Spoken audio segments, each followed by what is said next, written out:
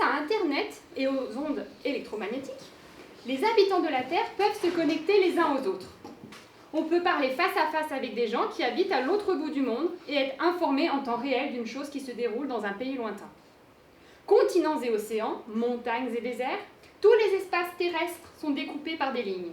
Ces lignes sont des frontières, des portes qui mènent aux pays voisins. Certaines portes sont grandes ouvertes, d'autres résolument fermées. Une frontière est un espace de rencontre entre les habitants de pays voisins. Elle devient parfois un marché où se vendent et s'achètent toutes sortes de choses. L'Asie, l'Europe, l'Afrique et l'Amérique du Sud comptent de nombreux marchés frontaliers. Parfois, les frontières sont naturelles. Un long fleuve, une chute d'eau colossale, une forêt touffue ou une immense mer. D'incroyables chemins ont été créés.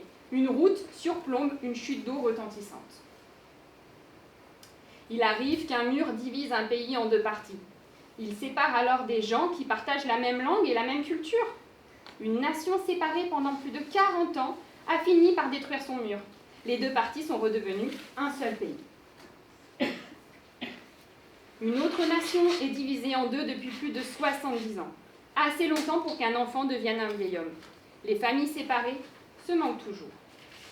Si vous voulez découvrir d'autres frontières, lisez « Qu'est-ce qu'une frontière ?